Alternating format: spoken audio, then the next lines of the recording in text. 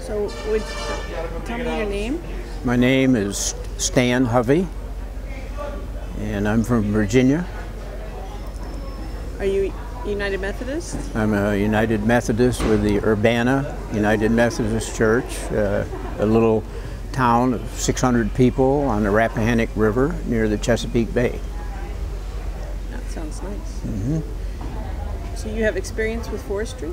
Yes, I'm a forester from the College of Forestry at Syracuse, New York, class of 1955.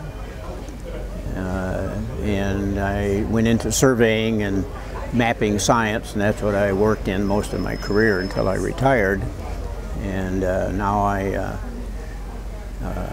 do some writing and work in Haiti on reforestation, agroforestry, and work at my local high school getting the technology of mapping science taught to the children.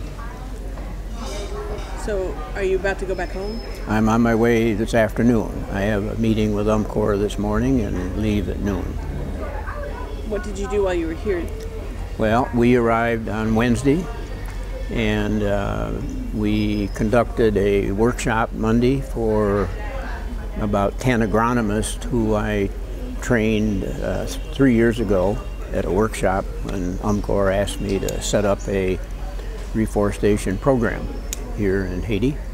And this is the third year coming back to follow up, and we brought computer information handling technology to help them collect information on what they do at the small tree nurseries, what they do distributing the trees, and also showed them, and we taught them all week when we were out in the field building one nursery and reestablishing a second near Petitgoave. And this technology we showed them, you can take a map, digital map on a computer, you scan a map, hard copy, and port it in, and you can overlay where the landowners are, what kind of species, where the nursery is, where the schools, the churches, everything, and then you can follow up and keep track of things year after year after year. And we also conducted with 25 students at a Petitgoave Methodist school yesterday, setting up the first environmental club out there. And I had this year with me 5 students from my college at the College of Environmental Science and Forestry at Syracuse, and they worked with me last year, and we put together all this material, and we taught the Haitians and the children. That's what we did. So, what do you think about Haiti? Well, I love Haiti because I was here as a boy 75 years ago. My dad was a forester, and we lived way up in the mountains for 2 years at Forêt de Pin. Well, my father managed an operation of lumbering and reforestation where there was a handshake between the U.S. Department of Agriculture and the Haitian government to develop natural resources. And the big thing was developing rubber plantations.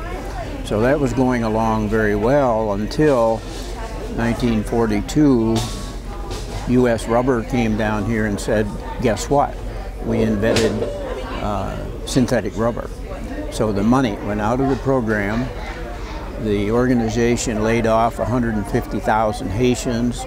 The landowners who had been promised that they were going to have, good income and so on, they got all upset and they had an uprising. And we had to leave in like 2 weeks. They blamed all of the Americans and everything. And the country went downhill from that point on. So I have a deep long-term interest, obviously, in Haiti. And so after I retired, I started coming down here on mission trips to teach children in the schools about reforestation. And I did that for about 5 years. And UMCOR found out about what I was doing and asked me to set up this program that I mentioned before. That's great. So we bring money as well as ourselves to work, and we're bringing tools. Not only that, but we're trying to establish, and I covered this in the workshop, you have to not only plant trees, you have to manage your business, you have to report it, you have to be fiscally communicating what's going on, and you have to do public relations, and you have to follow up with the landowners and engage the young people. So it's a multifaceted thing, just like in the United States. If you're running a business or any organization, you have to do a lot of things that are administrative pains maybe, but you can't sustain your operation if you don't. And we're at the mode now, the third year in this UMCOR Haitian Methodist Church program of agroforestry, reforestation, and now we're at the point of trying to really make it sustainable forever. Because I teach the children, it took 500 years to destroy the trees on this island country, and it's going to take that long to get it back. And it's a job that never ends, and they need to do it. We can help, but they have to do it. So that's where we are. Oh, that's great. I think that's a message that we're wanting the Great Plains Conference to hear. Okay. As they wonder, how can we help? All right. You know, and well, if this program can be spread around, because UMCOR doesn't advertise too much about things, and they're going to now, though, because I'm really kind of beating on them to do that.